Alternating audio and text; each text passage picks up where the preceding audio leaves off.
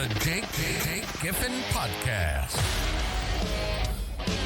Laura Silverman, you are the very first woman on the Jake Giffen Podcast. How's that feel? No way! I'm making historical records.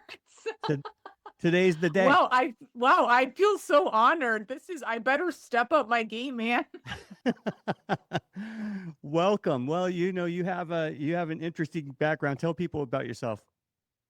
Sure. I grew up in an Armenian evangelical family, strong, church community, and I loved acting and singing growing up. I'm kind of a ham, and I loved public speaking. I always knew I wanted to be a lawyer.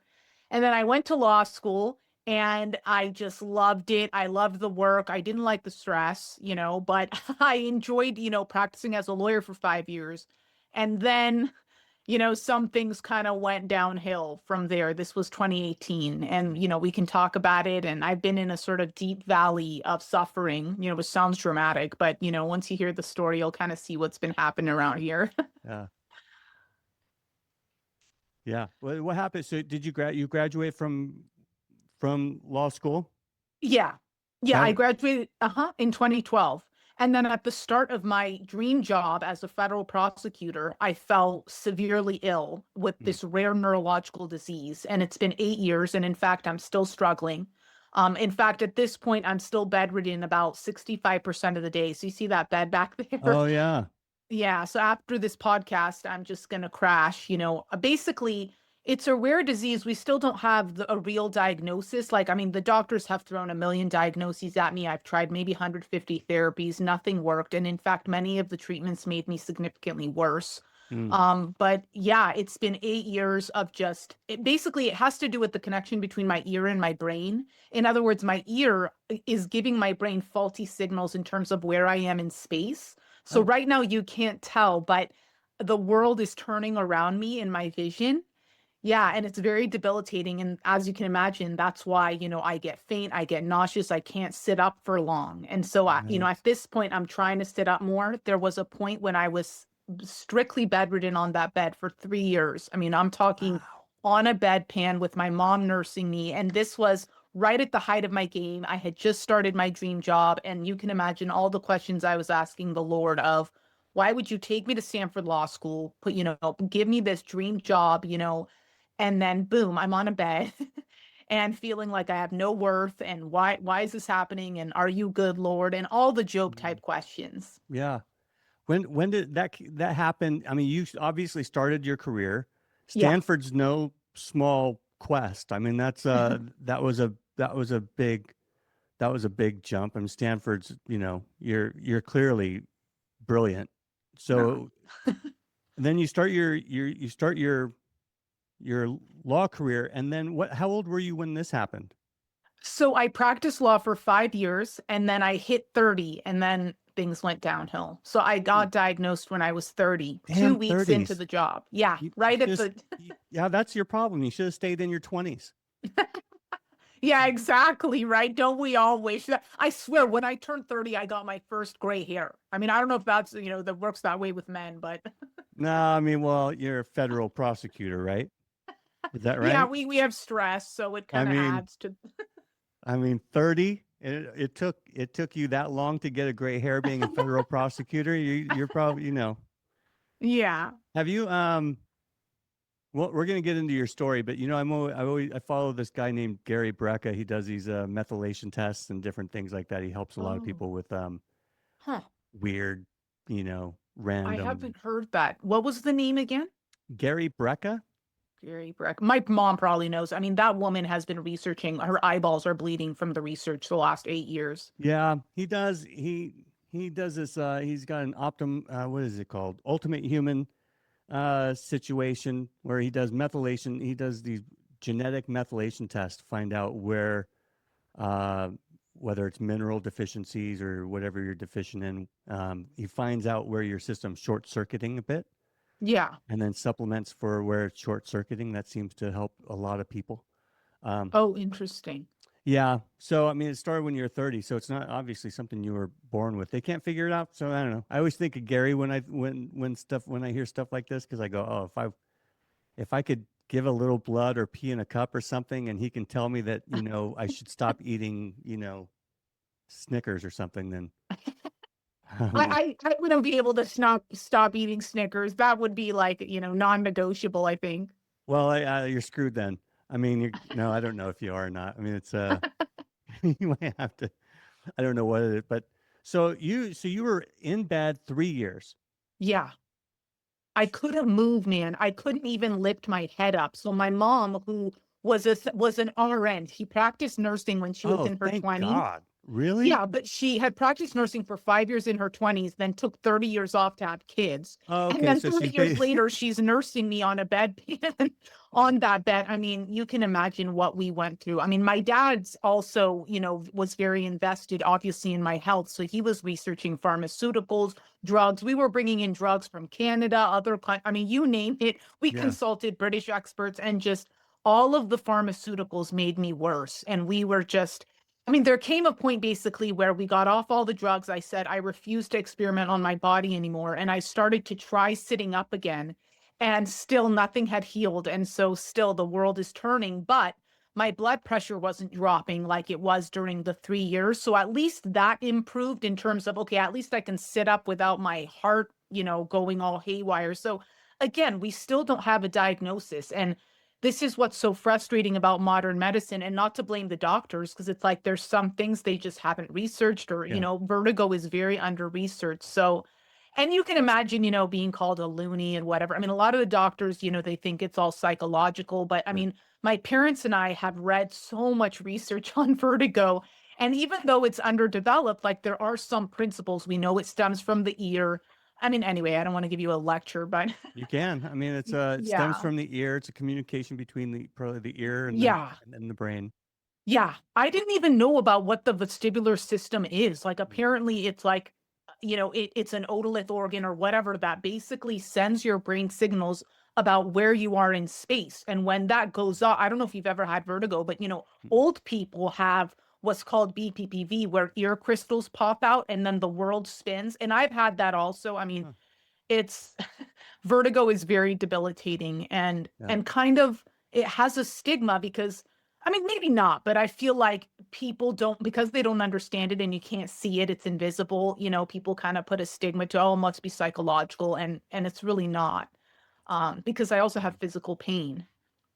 Yeah, psychological. I always like the psychological when they can't answer something, and you're right. The modern medicine, the Western medicine means well. I mean, they know Yeah, they know what they know based on their training, but their training is somewhat antiquated, and yeah, it doesn't really take into account human chemistry and the uniqueness of genetics and different things like that. I think some of the things that like Gary Brecka is doing and is kind of fascinating to me. Some of those more alternative. No, see, we call it alternative medicine, but it should just be primary medicine. It's just the basic stuff that just makes sure yeah. that your body has what it needs. But when you have something they can't define, and then they say, oh, it's psychological. You go, oh, well, if it's psychological, bro, let me take your nice Mercedes out for a drive, and you know maybe we can Yeah, figure it out on the way to In-N-Out or something. right, exactly. Yeah. Mm. I mean, and honestly, we did the therapy, we did the CBT, whatever. I mean, they throw the kitchen sink at you because they don't know what this is. And so it's like, oh, let's just try to calm the anxiety or calm the bit. And I'm not putting a stigma on those other diseases, because I mean, every illness is legitimate and should be treated with respect and dignity and whatever. I'm just saying it's hard when they don't know where to box you. And Yeah. so you're kind of floating, in the system. How rare is this? It's vestibular migraines are not that rare. Like about a third of migraineurs have what's called vestibular migraines, which means instead of the boom boom pounding in your head, you have like dizziness. But the reason that mine is significantly more rare is, I mean, we talked to the British experts, we talked to the East Coast experts. I mean, they said they've never seen a case as severe as mine in terms of having that nonstop chronic spinning. Like it Mhm. just never stops, even when I'm laying down. And we Huh. did a CAT scan. Yeah, it's awful. I mean, when we did a CAT scan, and they did find two holes in both of my well, one hole in each ear. Mhm. And they suggested that it could be that, and apparently I was born with it, but like when you age, it grows. I don't know. I still don't understand. I mean, Stanford couldn't give us a a proper, diagnosis. We said, could surgery help? They said probably not. I mean, you can tell we're still, if I had found something that I thought would help, we wouldn't be here. But I don't know why the Lord just hasn't opened the door. Mm. And there came a point where I really felt like he was calling me to acceptance, which frankly really Mm. was awful. I mean, if you can Yeah. imagine hearing that from God after you've been praying for 6 years, like, Lord, heal me, like, please. Mm. And I mean, we can talk about that more if you're interested, Yeah, go but for just it. Yeah. I want to talk about this acceptance message. I mean, that's got to be a kick in the nuts. I mean, if you had nuts, but you don't. no, But- yeah, basically you can imagine. I mean, but then if you look at the New Testament, we always think, oh, God heals everyone on this side. He wants to heal, he loves to heal. But it's like, if you look at the New Testament, he said no to Paul, like Yeah. the most Christ-like person, the thorn in the flesh. We still don't know what that was, but it's like, I don't understand why a lot of people in the church, at least when I told people this initially, and I'm not trying to be mean to anyone, but people gave me resistance. Like, what do you mean the Lord told you he doesn't want to heal you? What do you mean? Like, you're just giving up and this and that. And it's not that I give up. It's not that I don't believe in miracles or I don't, keep my hands open. It's just I really feel like the Lord has said, I have you in this valley and you need to just surrender. Like, I mean, he called Abraham to surrender. He asked Abraham to kill his son, man. I mean, we don't even talk about this. Like, would you kill? I mean, I don't know if you have kids, but it's like, I asked my dad that the other day. I was like, would you kill me if God asked you to kill me? And he's like, no. Yeah. I mean, so anyway, I'm digressing, but it's like, this has been the hardest struggle of my life to Mm. really love God and try to still worship him, even though he answered no. And I haven't practiced law in 8 years. And you can imagine, like, I miss it so much. I'm like you, type A, whatever, trying to, I mean, I love work. And yet here I am. Instead, God took me on a path to writing this memoir about my suffering. And I don't know, he's turning lemons into lemonade. Like, what can I say? There's two passages that come to mind. There's I think it's in 2nd or 3rd John. It says, well, you count it all joy when you encounter various trials, right? And then you allow it to have its, I wish I knew where it was. Allowing it to count it all joy, and you allow it to have its full effect. Like, don't interrupt it. Like, something about steadfastness. It's like, sit steadfastly in it, like patiently wait in the suffering and allow it to have its full effect, kind of thing. I'm going to butcher that. I'm probably going to edit this out and record it separately as if we talked about it and make myself look smarter. But I'm not going to do that. I don't edit. Who edits? Anyway, so but it is like that. You just allow it to have its full effect. And then the one I was just reading the other day was 2 Peter. It talks about humble yourself under the mighty hand of the Lord, and in due time he'll exalt you. And Oh, that's and I love what you're doing though. It's you're hearing from the Lord and he's going, look, this is the law I've given you for however long I decide to give it to you. Accept it. yeah. And that's your willingness to accept it is fantastic. I think we should talk more about suffering and the value of it. Well, so thank you for saying that. I will say though, you almost have to read my memoir because I wanted to be honest because a lot of my journey, I mean, you're seeing me at the end of the 8 years, but I'm telling you, man, like the first 6 years was like a struggle with bitterness in terms of Mm. like, oh my gosh, I can't do one more day on this bed. What is happening? I mean, I was trying to have joy, but I wanted to be authentic to show other believers, like, look, you're not the only one out there. And I wanted to show how God met me, even with me fighting him, like in just Mm. authentic prayers, like on that bed and just like pouring out, like, why are you doing this, Lord? Like, I can't take this anymore. Can you please? And yet, even despite the bitterness and the anger and all the stuff emotionally that I went through, he was just there. Like, he never judged me. Like, he would give me these timely devotionals. Like, I can't even explain to you. Like, I started calling them Holy Spirit text alerts because it was just like at a timely moment. Like, one day I was telling my mom, like, man, his grace is not sufficient. Like, I'm not feeling it, man. Like, I don't. And then later that night, my daily streams in the desert devotional app, which my mom read to me because I couldn't open my eyes on that bed, was that very verse. Is it 2 Corinthians 12:9? It was, my grace is sufficient for you, for my power is made perfect in weakness. Mhm. And like the devotional blurb, that they wrote, the Yeah. editors were like, do you feel like the Lord isn't supplying enough? Like you have to trust him moment to moment. He is sustaining you, even if you don't feel like it. And it was like, touche, Lord. Like it was almost like he was showing me that he understands the emotions, like Mm, that he is following closely, like almost like in the boat with you in the storm. Like mm, I swear I could not have gotten through this if I was an atheist, or, I mean, I don't think anyone, I mean, I personally wouldn't be able to get through severe suffering without having hope in the Lord, or like something beyond this trivial life where there's so much pain, in so many ways, whether it's an illness or grief or whatever people go through. yeah.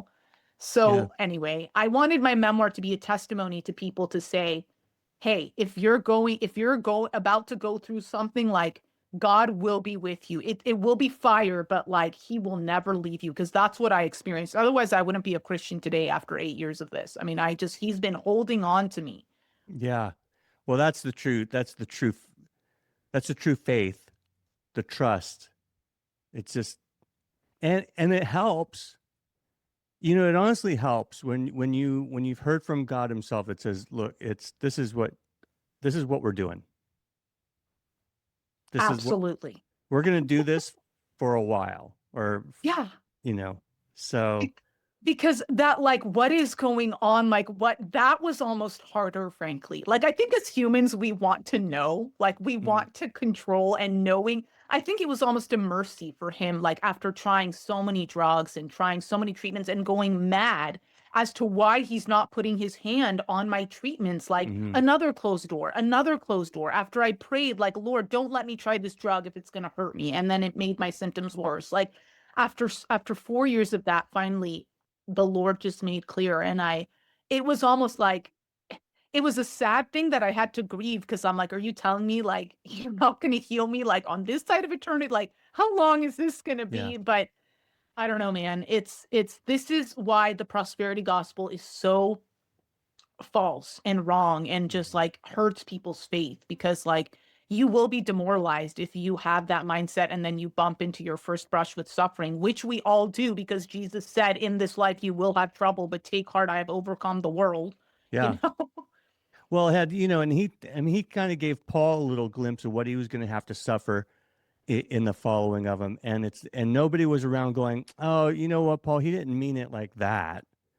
He didn't mean that you were going to be whipped a dozen times. He didn't mean that you were going to suffer. His real goal for you is that you're rich and powerful and you have all this success and good health. And if you don't have good health, then you don't have faith. I mean, that's not just the prosperity gospel. That's the anybody who's come to the Lord in the 90s or early 2000s, when it was like the Lord has a good plan for your life, and you're like, I agree, he has a good plan for our life, but good is kind of a subjective, like, good, like, what is good? Good to me is like a Ferrari and a big house. you know Yeah. Oh, good to him is absolutely. godly character and trust. And I mean, how do we get from here to there? I mean, yeah, I mean, you're preaching to the choir. Like, all of Yeah. these lessons I have painfully learned them. Like, it's just, I mean, I'm almost speechless, because it's like sometimes I'm like, Lord, why can't we just get to heaven through a joyous path? Like, why does it have to be grief to joy? Like, I mean, even the cross, like Jesus went through the cross in order to have the glory, right? Mhm. Like, for some mysterious reason, the gospel pattern is cross to resurrection. Like, Mhm. it's not resurrection to resurrection. It's like the suffering almost seems, I mean, the symbol of our religion is a cross. Like, it's a symbol of torture, man. So it's like, I don't Yeah. know. It's, to non-believers, it's probably insanity, right? Like, what's the verse that says, it's foolishness to those of this world, but to Yeah. us, for some mysterious reason, he's calling to change our character, like you said, refine us, like prepare us for heaven. I mean, basically my memoir is like, I mean, it's not wisdom literature, because I'm not like so wise, ooh la la, but it's like I wanted to go on this quest to explore all of these themes about why God allows suffering. And I touched upon many of these, and I still am trying to grow and learn as to Mhm. what they all mean. I mean, have you read 2 Corinthians 4:17 recently, which says, our light and momentary troubles are achieving for us an eternal glory that far Mm, outweighs them all. And it blows your mind. It's like, what does that mean? That means that the suffering is achieving the glory. And how does that calculus work? Like, yeah, who yeah. knows? Like, why does being on a bed prepare me for heaven? Like, I don't, it's wild, but like, we have to trust. And the only reason we have to trust is because he's with you in the fire. Like, the Hmm. fact that he's with you shows you can trust his purpose, you know? Yeah. And where is the trust if everything's just going great and you have no complaints and you're always healthy and your bank account's always full and Right. whatever? Where's the trust if you never go through any of the suffering? Exactly. The suffering proves the trust. Oh, yeah. Y- That's really good. Yeah. So it's I was laying in a hospital. I had 4 surgeries or something last year, and I was laying in the hospital at some point and going, just kind of like at the end of the rope. You've been there. You were there for a long time, and it's still there on maybe probably during seasons. And I'm praying and I'm going, Lord, what are you trying to teach me in this? And you know, and I just got the impression when he told me, he goes, you don't have to know. It's not a lesson you have to know the answer to. Just know that I'm doing something. Wow. And you're just like, okay, I get that. Wow, I that's really relieving. Like that almost helped me now because I'm the kind of person, sounds like you too. It's like I want the answers. Like I want to know what you're doing, why you're doing so I can kind of calm down, but it's like that release of just trust. Like yeah, this is maybe the secret things belong to the Lord or whatever, but it's working something. I mean, he's always I working. hope, Yeah. yeah. He's Do always you working. He's always working something. do you think when we get to heaven, like Jesus is going to sit down with each of us and be like, this is what I was doing? Or do you think some things we just might not, because it's just, Mhm. who knows? I mean, it might be that, as you know, because as you're going kind of summarizing your story a bit, I was like thinking about, what did Adam and Eve do? When they had everything was perfect. Yeah. Everything was in the right place. Everything was happening for Oh, them. It was like no sin in the world, no oh nothing, no my, problems. And they gave it up for a bite for the knowledge of good and evil. Like, right. so, it could be, a small part could be that the suffering is going to make the glory that much sweeter, so Yeah. so you don't forget. So you Oh, don't forget again. Like, once you're in glory, you're not just going to be like, oh gosh, I wish I were back on earth. yeah. No, totally. Yeah. No, I think you're right. Like that piece of like, because my dad wrestles with this too. Like lately, he's always like, why can't God, like, why do we have to suffer? Like my dad and I debate theology a lot. Mhm. And where was I going with this? Like, oh yeah, and I did tell him one time because I had read it like with John Piper article or something about how like because of all this suffering, it's gonna be even more glorious. Like precisely the point you're making. Like God, if he's good, it must be that this alternative universe was the best choice. Like as opposed to just, after Adam and Eve fell, just I don't know, take us all to heaven immediately, or I mean, I don't know, like Right. create all the humans at once or Yeah, whatever. full reset. That full reset, exactly. Like, why doesn't he just create another Adam and Eve? Like, second chances, he's the God who forget. Yeah. Or I don't know. I'm just, He's like, ah, but man, they bit the fruit. Let's start over.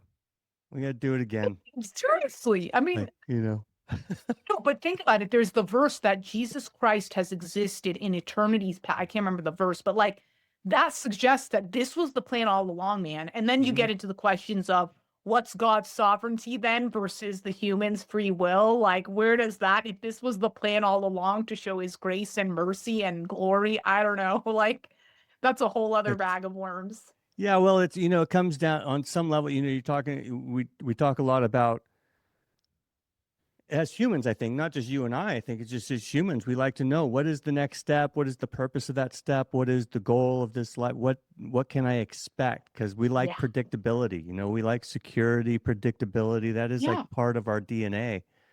And it's and we're like these weird finite human beings that are stuck to the earth. We can't fly, we can't freaking swim very deep without dying. I mean, we're just very stupid, like we're dumb. And a being like God who could create the universe with absolutely no materials at all is playing this thing on a level that is incomprehensible. Wow. Yeah. R- That's a great way of putting it. It's like, how can we even think that we will understand this? Like, it showcases our pride, especially mine. It's like lately, God has been speaking to me about how he knows what's best for me. And at first, I cringed, man. I was like, what does that mean? Like, that means I need to be on a bed. Like, that means like I need to lose my husband. Like, that means like, what does that mean, Lord? And he kept speaking into it and was like, A, you're prideful, which, okay, I already knew. And but then B, it was like, he told me like just I mean we can talk about but Mhm. like I see the bigger picture, like I see a million things you don't. And it kind of comforted me, because I'm analytical, like the lawyer brain always like wants to go towards like giving God, I mean, this sounds, I'm being authentic, like giving, Mm. like imputing reasons on God that might not be so kind, like, Lord, why? Like, but then like I felt convicted lately, like if you really believe he is good, can you just trust that he has reasons that you can't see that are good, not bad? Like Mm. it's not that he thinks you would be a bad wife later to him. That's why Matt had to die. Or the enemy can plant, I mean, the enemy plays with you, it's like he'll put ideas into your mind. Yep. But anyway, I'm digressing. I'm just trying to show how I'm still struggling, but I'm in a deeper place of surrender. But with every new grief, Yeah. there's a new struggle. How long did you said your husband's name was Matt? Yeah. How long did Matt hang in there? So he was diagnosed with cancer. All the doctors said that he'll die in 6 months because for that specific kind of rare small intestinal cancer, you typically only live 5 to 6 months.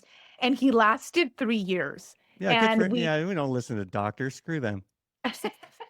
Yeah, and we started dating after he was already diagnosed with cancer. And I was on that bed and he Mm. starts visiting me like we were just acquaintances at church. Like there was nothing really, and he starts visiting me to give me a theology of suffering because this was at a point, it was 3 years into the bed. I couldn't take it anymore. I was just starting to try sitting up again and it was getting worse.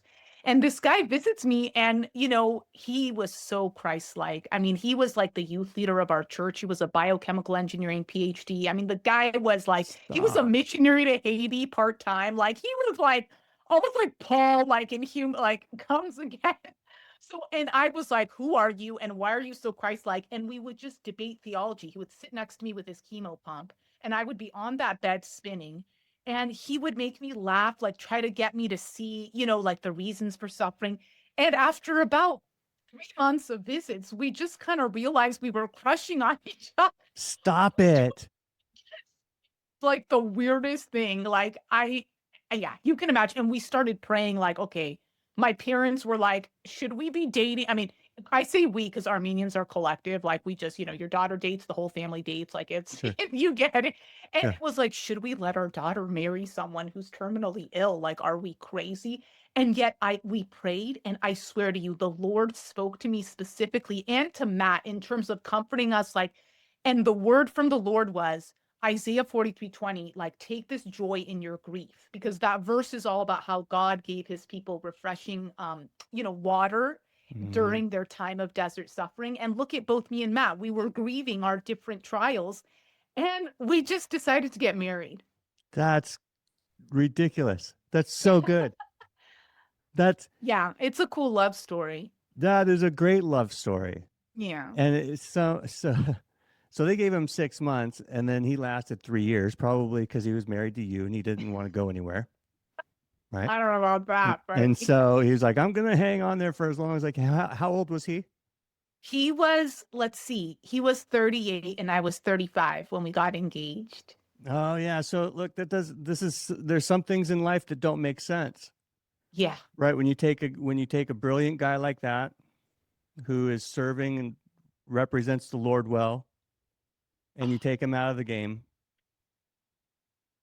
Dude, Jake, this is what my dad asks me every night. Like Yeah. he still is like because he's kind of getting into theology with me, but Matt, and so he asked me, and I'm like, "Oh, God, Lord, acquit me to answer that." Like, I don't know. I mean, I do know, and our whole church was demoralized. I mean, everyone was praying for him. Matt was, I mean, from Haiti to Vietnam, he was a missionary there too. I mean, but the Lord said no. And it's Yeah. like, I, the Lord did give us Genesis 50:20 at one point, and that verse, with the Joseph story and what Satan intends for evil, God intends for good, and that really comforted us. Mhm. But I was still bitter, like right after Matt died. I mean, the Lord gave me his peace. You have to read my memoir, but it's like Yeah. the Lord was there with me, but I also was like, come on, Lord, just 1 year of marriage. Like, I just loved him so much. Like, why give me a gift and then take it away? Give, then take away. Like, he gave me the federal prosecutor job, then took it away. He Yeah. gave me Matt, then took it away. Like, I don't know what's next. Like, Yeah. I mean, The, I'm not trying to be pity party, but yeah. well, your memoir, I mean, you're already building, you've already built this memoir, this story. It's finished, right? So it's part one is finished, Oh, thanks. right? Like it's only part one. You're still suffering and still kind of represents this whole, last decade or whatever of your life. It's been Yeah. kind of just been, turned upside down. That's just part one. Who knows what happens in part two? Yeah. Thanks so much. It's It's like this is what's nice about humbling ourselves under the mighty hand of the Lord and him and expecting that he'll exalt us at some point, one way or another, whether it's in glory or whether it's in this life, and yeah. trusting that is to say, however long it goes, something great is going to come out of the end of this, Yeah. and that's fantastic. What a story. What the hell? So, Thanks so much. Yeah. so Matt, and forgive me because, like I said, I was, show prep has been a little rough. So I'm getting to hear this kind of like super fresh from you. I made some assumptions that Matt left, right? Oh, and hey, man, this chick is twirling around in her head all day, and know if I can handle this anymore. I'm out of here. That's gonna so. We're Lord, tell Matt I apologize. Sorry, Matt. Um, he's doing better than all of us, by the way. Yeah, seriously. Good. Yeah, exactly. Matt's doing better than that. We're more disappointed that we're not with Matt. Exactly. Look, Yeah. this is come on, Lord. What are we doing? You're obviously going to be doing something because we're still here. Right. And so, and you never. It's I'm always going to be interested in whatever ripple effects the suffering has. Exactly. So you talk about like the last 2 years, but last year specifically, which was more or less torture for me. And it was like, that changed me a bunch. And we've gone through a lot of suffering, a lot of failures, a lot of different things where you're just like, how is this? This is all changing us in some way, and if you look back, you might be able to tell how it's changed you. Do you know how, can you identify some stuff or no? Definitely for me, I mean, I have changed dramatically in my spiritual mindset. Like 8 years ago, it was my life goals were find a sexy Armenian spouse, become a judge, like, I mean, pop the babies, grill the kebabs, and then die. I mean, that was, Yeah. and now, I feel like I've become like, I don't know, the spokesperson for suffering or something, just through my book and just through Matt's, ministry. And so now I've become this person who's like, actually, that's not the goal in life. The goal in life is not prosperity gospel. The goal is actually to love Christ and to be a testimony for him wherever he calls you, whether that's lawyer or janitor or on a bed or, So I have just, I mean, you're looking at someone who used to be just a total entitled brat in terms of, Lord, you better give me these blessings and where are they and when are they coming, to someone who's like, okay, like I want the Lord's will now.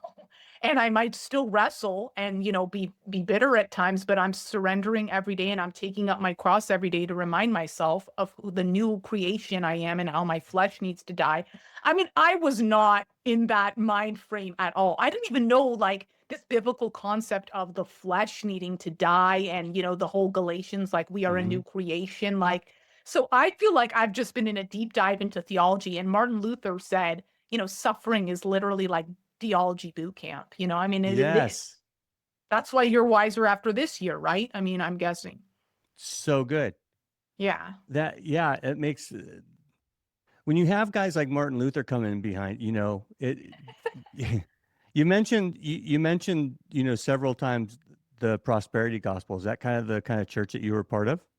I wasn't, but the reason I bring that up is like no one teaches you in Armenian Sunday school, as good theology as the church has, but no one really teaches you that some of you will suffer with chronic illness, that some of you, that a spouse is not guaranteed to all Christians, that, some of you will go through great griefs. Like, in other words, and I'm not blaming Sunday school teachers, I'm saying, and I guess kids aren't really ready for that level of doctrine, but it's like Yeah. our goal as Armenian Christians, at least in my community, is kind of like, get married, have the babies. Like, this is what the good life is, as opposed to the emphasis of Christ is our all in all. And yes, he will give you certain blessings, but don't idolize the blessings. Like, and I'm sure some of it was my fault, in terms of not listening to the right sermons or whatever. But that's why I keep mentioning that idea.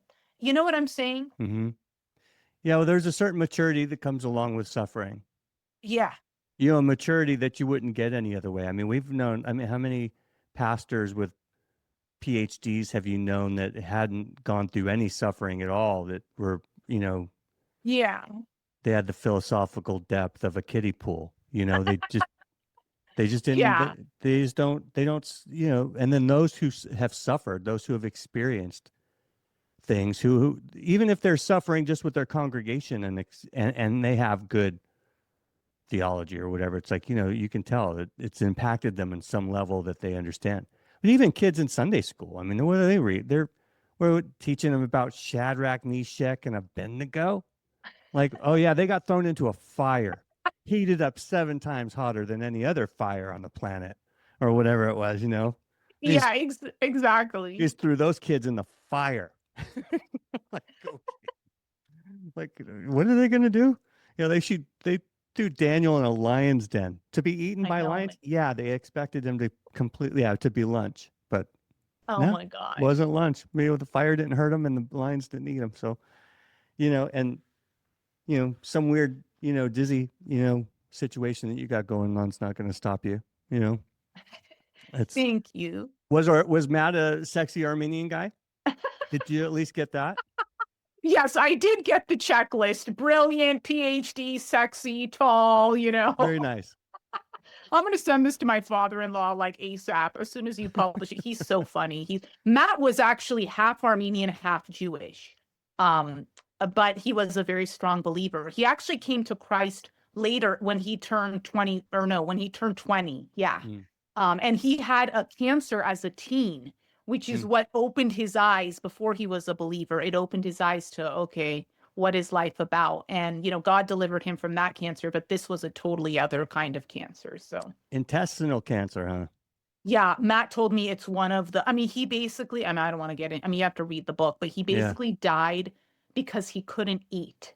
So it came to a point where he basically starved to death. He couldn't eat in hospice for 60 days. And you should have seen the smile on his face, like just the joy that was radiating off of him in that fire. Like, I can't explain it. Like, so, I don't know. My husband was so Christ-like, and that's what I think changed me. It's like, I think the Lord brought Matt for many reasons, but also to just help me in my own suffering. It's like such a beautiful testimony about how God will give you gifts that you need amidst your suffering to get through it. So that applies to all of your listeners, Mm-hmm.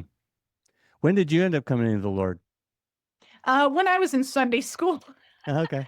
So yeah, like 5th grade or 4th grade, something like that. Yeah. Mhm. And it was just one of those, I always wish I had this like more dramatic born again experience or something, because I never really had that. And so I think because of that, I think I took my faith for granted for many years, which is sad, But now, it's totally different because of the suffering, I guess. Yeah. I mean, it's a good look, really great, fascinating testimonies aren't all that, you know, Yeah. the the drugs and the alcohol aren't wasn't that much fun. It, Right. it was Yeah. like once you get past it, you're like, oh, okay, yeah. So I did what? You just destroy your body or whatever. But Yeah. so you came to the Lord. You got saved, with the fires of Shadrach. Well, I'm calling them by their Babylonian names, which my pastor would be completely disappointed in me. Um, but that's only because I forget their Hebrew names. They're harder to say. What can you say? Hebrews are, they have weird names, you know. But so, uh, but those poor kids. What do you now? When did you publish? Did you self-publish? I did. I mean, I prayed about it, and I just felt like, you know what? I don't want, first of all, it's going to take forever querying, HarperCollins, this, that. I didn't want to wait. I wanted to put my story out in the world. And then B, I didn't want to give editorial privilege to some, other group of people, even if they are Christian. I wanted my story to be authentic. And honestly, like, I love writing, like I'm a lawyer. I mean, legal briefs are very different from this kind of writing, but I love comedy. Like, I'm a comedian. I love acting. And so I inserted a ton of like comedic stuff in the book because otherwise I think it would be hard to get through all this grief. So I tried to make it unique, and kind of like a screenplay. And I think it came out that way because I think people are receiving it, in that sense. So I'm proud of myself. I'm grateful to the Lord. You're going to do an audio version? Yes, I'm actually doing it. I'm recording it right now. I was going to say, I mean, you have time. Yeah, I have what? Oh, You have time. thank you. You have time to do it. It's And yeah, exactly. it was My a day cruel job it was a cruel joke. I didn't get the joke, and It was my day job is essentially professional bedridden person slash author slash social media yeah. enthusiast. Everybody who listens to this is going to hear the joke and be like, "Oh, that was bad. That wasn't good." Hey, I'm Yeah. laughing, but I'm an easy crowd, so I don't know. We don't do we don't do a lot of sympathy around here. We're doing I meet people who are missing limbs and I ask them what happened. Is it like a Oh, combine accident or were you born oh like my that? gosh. Yeah, There's not. amazing. Just That's amazing. when we talk about like genetics, I get the part of my mom that I get is the lack of empathy. Like, but Oh, it's there's compassion. There's just not like I don't, we don't put a lot of emphasis on, oh, woe is you, right. you're sick kind of. I mean, obviously we want to have compassion. It's gonna sound super cruel. Boy, Jake's a jerk. No, but it's super interesting when we meet people who have actually suffered. Yeah, Not like, oh my gosh, I didn't get my allowance last week. What will I ever get? right. It's like real people who love the Lord who are suffering in real time. When's the Yeah. audiobook going to get done? I'm hoping I'll release it late November. I mean, I don't know how long it's going to take my producers to edit it, but I hired this great company. I think they'll do a good job. And actually, I'm cloning Matt's voice because he was a No way. preacher. Yeah, he was a preacher. We've got a million sermons. He did these youth group devotionals for the kids. They loved it. Superheroes, movie themes relating to the Bible. So we're going to clone his voice, and I'm doing the performance of myself. So, and then, Stop that. So you have Matt yeah. So reading it's your a story. Well, I'm going to be the narrator because it's a Okay, memoir. It's first person, but got it. Matt's lines will be spoken with his voice. That So, is so good. yeah, I think I'm really excited about that. That's good. Oh yeah, that's going to be fun. The second part of that memoir is going to be better. I hope so. I Because hope how could it's it not not be? It can't get worse. right. I mean, yeah. Said so many biblical figures before Hebrews 11. Yeah, if I were a superstitious guy, I would say, hey, you shouldn't have said that. That's not good. But I'm not. I'm a Christ believer, so Yeah. it's either gonna Yeah. But I can't wait to see what the Lord does Thank you. with your memoirs and with. Are you blogging currently? What are you putting out on a regular basis that people can follow you on? Yeah, so I'm a comedian on Instagram. I do Armenian comedy clips making fun of our culture, aunties, children, this, that. I like mocking our I'm just joking. My church community loves it. And I also sing jazz vocals. I love music. I play violin. So I put up covers on Instagram, and then I'm also on Facebook. So right now, I put up some Christian content. I'm considering getting into podcasting. I don't know. It's something that I feel like the Lord might be putting it on my heart just Yeah. after watching like how much fun you guys are having. I'm not so sure. I have to pray about it, frankly, but I don't know. It seems like that might be a fun way to just continue the ministry of suffering and, Yeah. just the singing through fire idea. You know what I'm saying? Because that's the Yeah. title of my book. Well, it's real time too. I mean, you do something weekly or bi-weekly or whatever you're going to do, but Yeah. and it's good. It's a good outlet. Why not? It's a creative outlet. You're a Yeah. creative person. You got a lot of things to share with people. You got a lot of light to shine in the world. And it's a light that maybe you wouldn't be as bright if you hadn't gone through some of this. Yeah. No, absolutely. Mm. And yeah, so you can find me on YouTube at The Silverman Show. That's the channel Matt and I created while we were married, just putting up music and his theology content. And then Instagram and Facebook. And you can buy my book on Amazon. It's actually a #1 bestseller. So I'm like, thank you, Stop. Lord. I feel like the Lord is redeeming my suffering. Not that it's about like the number ones and this, that, but it's just, I feel like Yeah.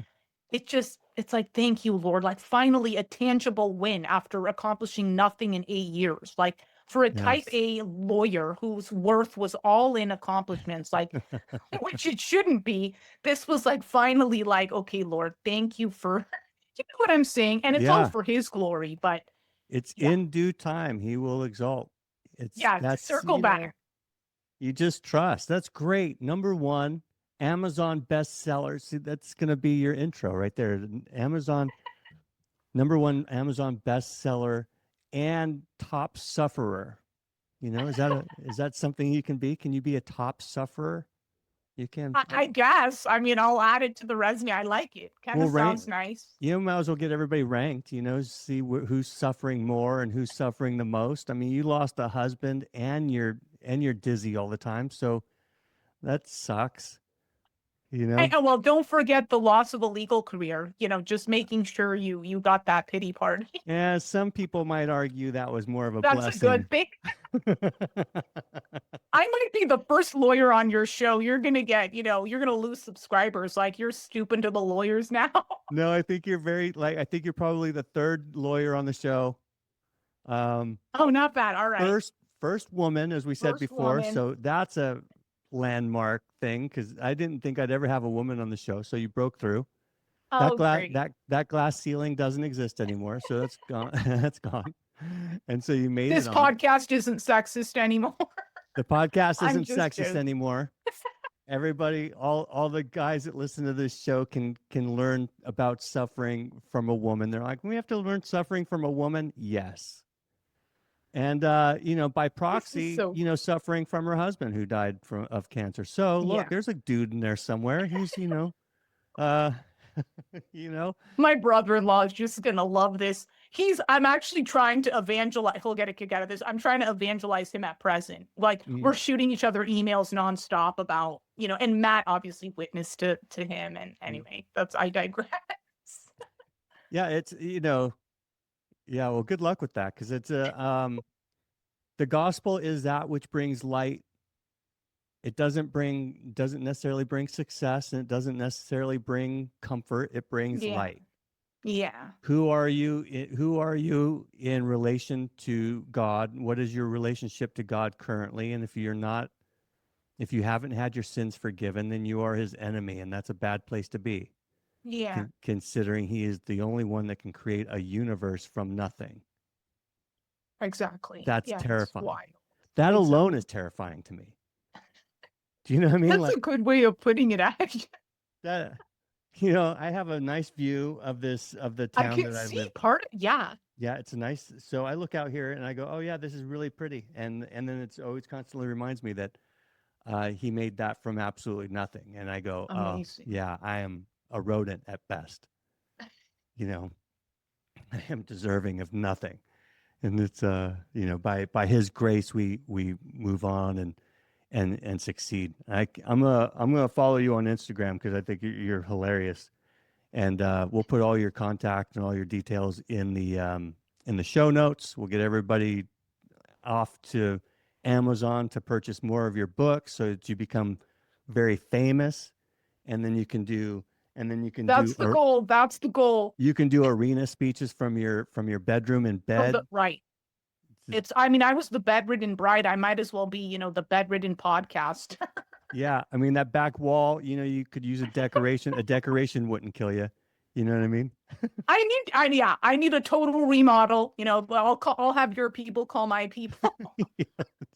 I mean, you've got a gym back there. It's looking good. Like this is, I'm just teasing. I do. It's, I'm spoiled. I got 200 square feet of absolute bliss. Wow. Where are you guys based? Are you in LA or I can't remember? Yeah. I mean, I'm in Huntington Beach. Oh, nice. Yeah. Where are you? Yeah. I'm San Francisco, but 30 minutes south. So, in Silicon Valley, actually. Oh, okay. Yeah. So I'm like a mile from the beach currently. So yeah, there are worse places to be. So everything's good. I'll put everything in there, man. You're gonna. I cannot wait to see what the next chapter of your life looks like. I appreciate your ability to suffer, and give praise to the Lord. I can't wait to see what happens next. I appreciate you coming on the podcast.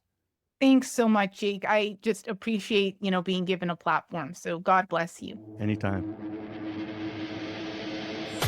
If you enjoyed this show, make sure to subscribe and leave a review.